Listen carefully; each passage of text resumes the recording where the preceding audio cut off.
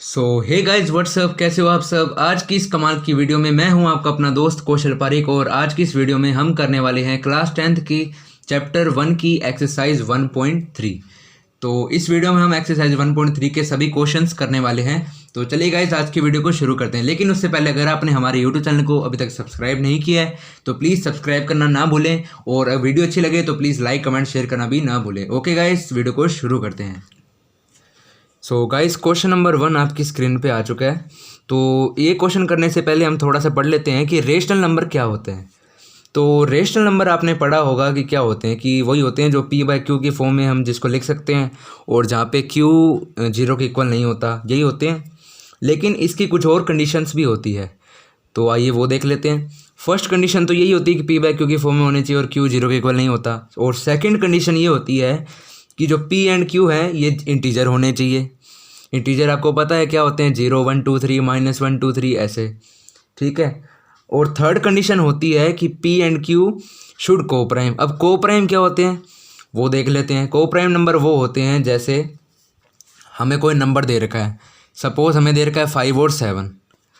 अब अगर हम इन दोनों के फैक्टर निकालेंगे तो हमें इसमें सिर्फ इनके फैक्टर में कॉमन 1 मिलना चाहिए। अगर 1 कॉमन मिलता है तो ये को प्राइम है। देख लेते हैं, 5 के फैक्टर निकालेंगे हमें मिलेगा 5 × 1 और 7 के निकालेंगे तो 7 का मिलेगा 7 × 1।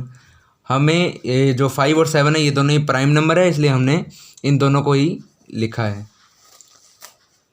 तो आप देखोगे कि 5 इसमें कॉमन है, नहीं इसमें कॉमन भी नहीं है और इसमें भी नहीं है, और 7 इसमें है लेकिन इसमें कॉमन नहीं है, सिर्फ यहाँ पे 1 ही कॉमन है।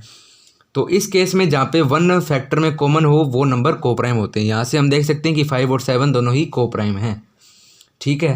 तो आगे देख लेते हैं कि इरेशनल नंबर क्या होते हैं। तो इरेशनल नंबर वो होते हैं जो रेशनल नहीं होते, इसकी सिंपल सी डेफिनेशन है।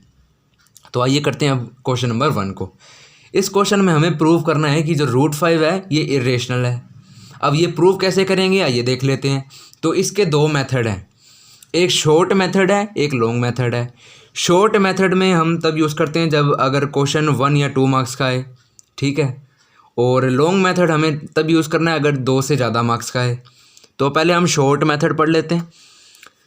तो आप देखोगे कि जो √5 है ये इंटीजर नहीं है, और हमारी सेकंड कंडीशन के हिसाब से रेशनल नंबर की कि p एंड q इंटीजर होने चाहिए, हमें इंटीजर नंबर चाहिए।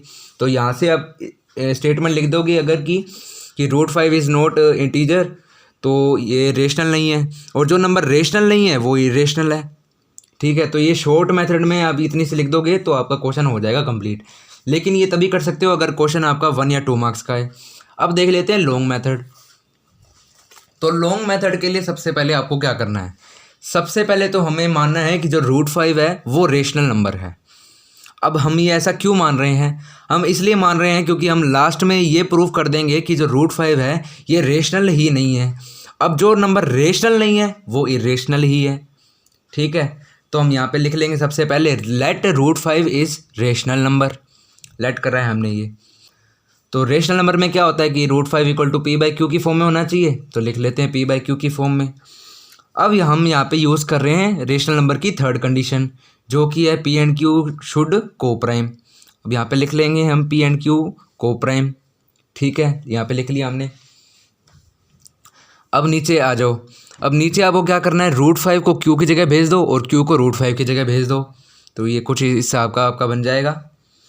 अब ये जो √5 है ये कुछ देखने में अच्छा सा नहीं लग रहा, तो हम इसका रूट हटा देते हैं। अब रूट कैसे हटाएंगे, हम अगर दोनों साइड में इसका स्क्वायर कर दें तो क्या होगा, यहाँ पे तो बन जाएगा q², ये ऊपर हो जाएगा p²।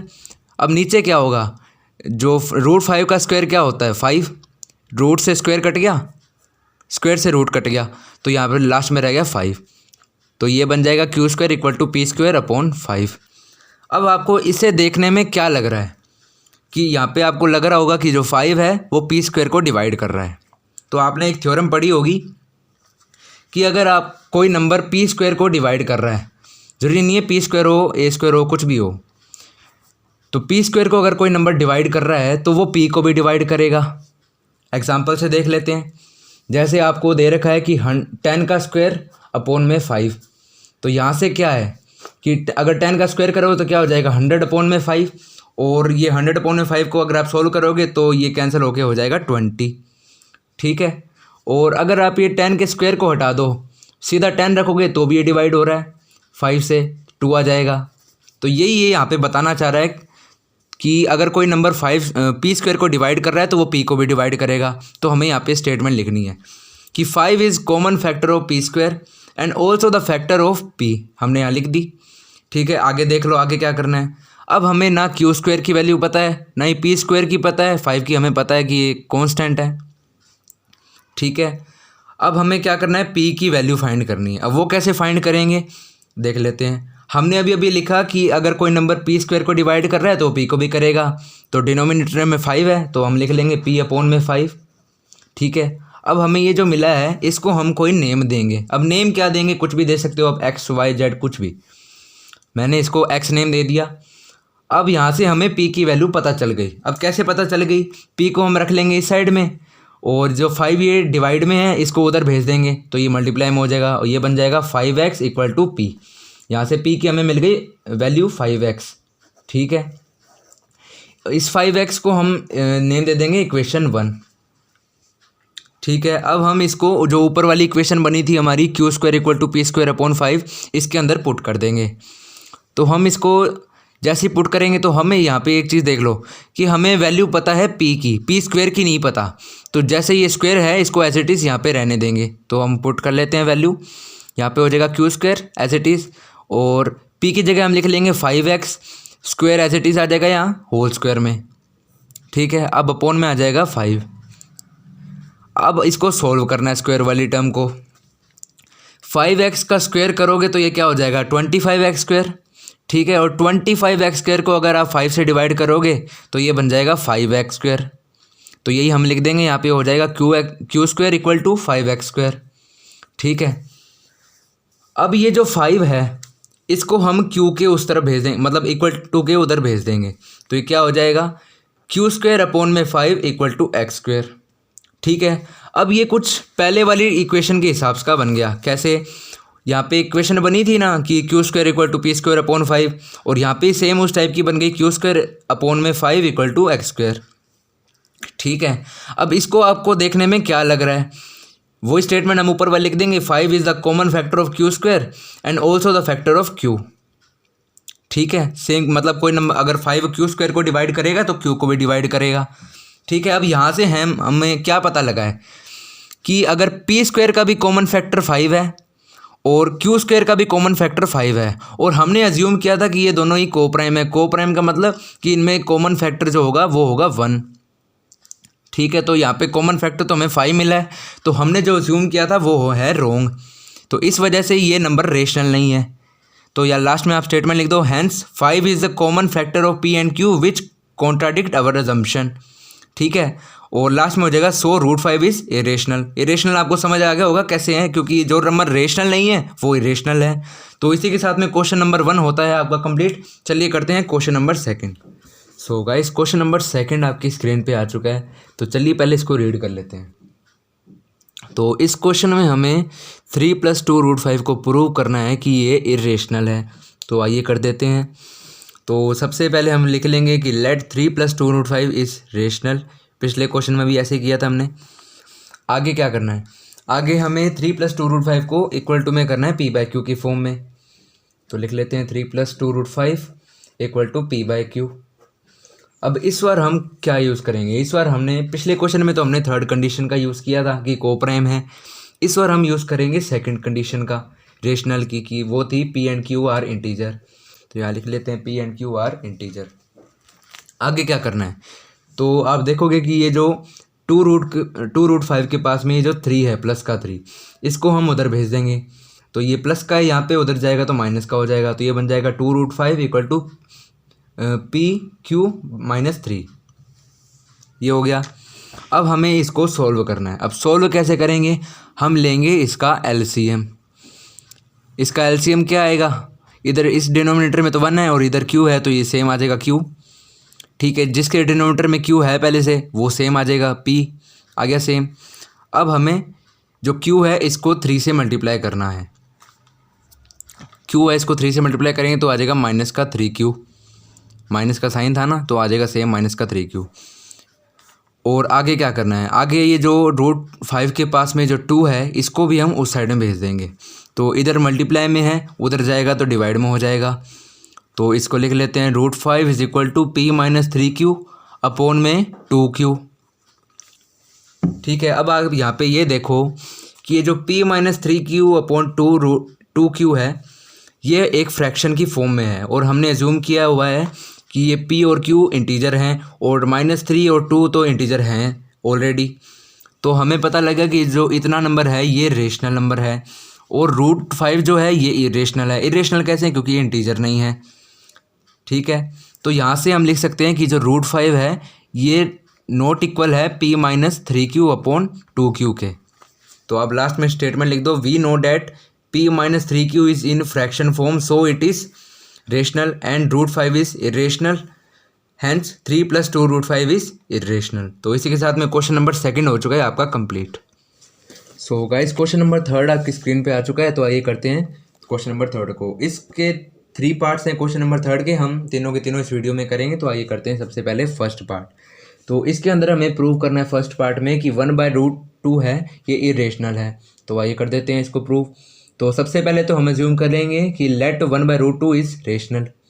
ठीक है, अब हमें 1/2 को P/Q के इक्वल करना है, तो लिख देंगे 1/√2 = P/Q। अब हम यहाँ पे यूज़ करेंगे रेशनल की थर्ड कंडीशन जो कि थी P एंड Q शुड को प्राइम, तो लिख देंगे P एंड Q आर को प्राइम। आगे क्या करना है, हम ये जो √2 है इसको 1 की जगह भेजना है और 1 को √2 की जगह। तो हम ऐसा कैसे कर सकते हैं, रेसिप्रोकल में।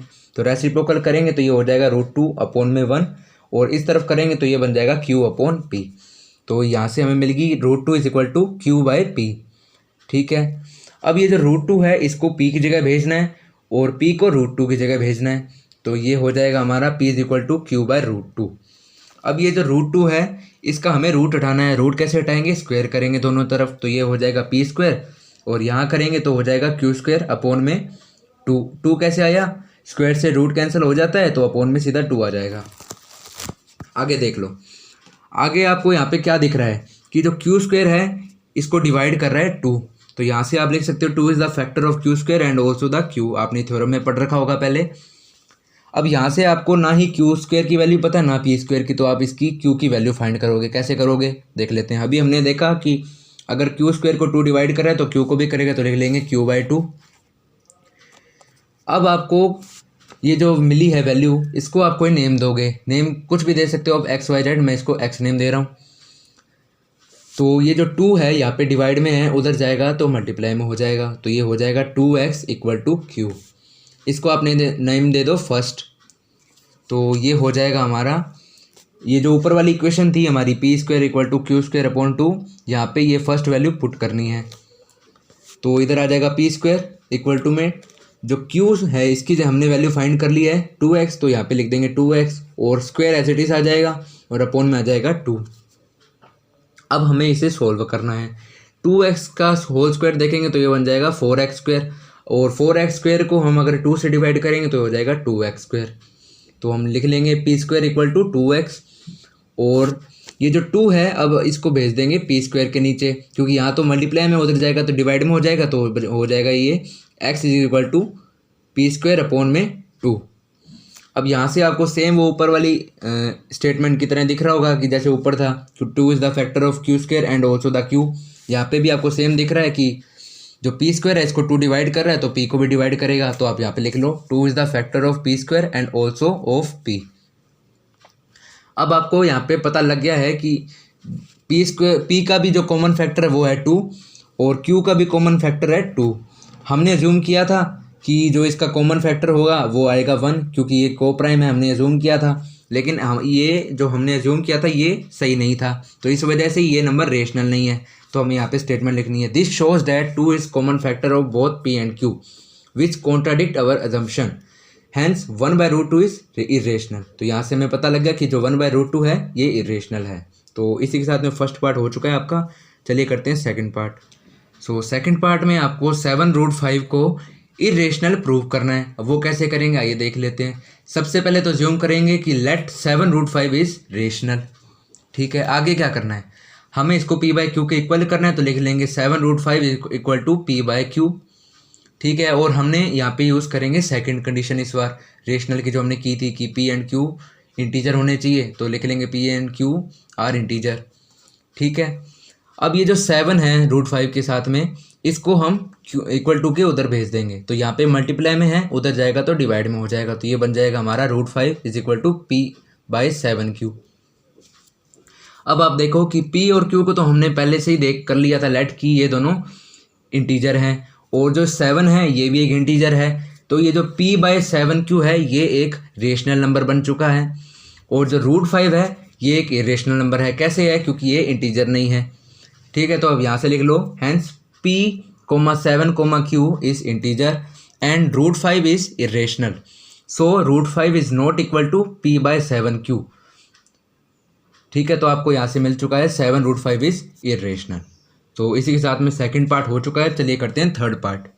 तो थर्ड पार्ट में आपको 6 + √2 को इरेशनल प्रूव करना है। तो आइए कर देते हैं। सबसे पहले हम अज्यूम करेंगे कि लेट 6 + √2 इज रेशनल। ठीक है, अब आपको 6 + √2 को P बाई Q के इक्वल बनाना है, तो आप लिख दोगे 6 + √2 is equal to P by Q। ठीक है, अब आप यूज़ करोगे सेकंड कंडीशन का, रेशनल की थी जो कि अगर P and Q are integer, तो आप लिख दो P and Q are integer. ठीक है, अब ये जो 6 यहाँ पे प्लस का है √2 के पास में, इसको आप अगर उधर भेज दोगे इक्वल टू के, तो ये बन जाएगा नेगेटिव का, तो ये हो जाएगा हमारा √2 equal to P by Q minus 6। अब आप यहाँ से देखोगे कि P और Q तो पहले से इंटीजर थे, हमने लेट कर लिया था, और जो माइनस का 6 है ये भी एक इंटीजर है, तो मतलब ये एक पूरा एक रेशनल नंबर बन चुका है, और जो √2 है ये एक इरेशनल नंबर है। कैसे? क्योंकि ये इंटीजर नहीं है।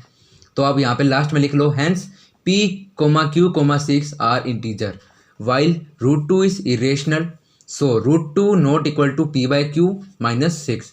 तो यहाँ से हमें लास्ट में मिल गया कि 6 + √2 इज इरेशनल। तो ओके गाइस, थर्ड पार्ट भी हो चुका है।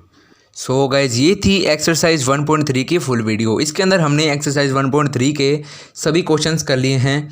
और गाइज अगर आपको आज की वीडियो अच्छी लगे तो प्लीज़ चैनल को सब्सक्राइब करना ना भूलें, वीडियो को लाइक कमेंट शेयर करना भी ना भूलें, और इंट्रोडक्शन वीडियो इस चैप्टर की और एक्सरसाइज 1.1 और 1.2 का लिंक आपको नीचे डिस्क्रिप्शन बॉक्स में मिल जाएगा, और आगे की एक्सरसाइज का लिंक आपको इस चैप्टर 1 की प्लेलिस्ट में मिल जाएगी, जो इसका लिंक भी आपको नीचे डिस्क्रिप्शन में दिया हुआ है। तो चलिए गाइस आज की वीडियो को यहीं ख़त्म करते हैं। So okay guys, thanks for watching this video.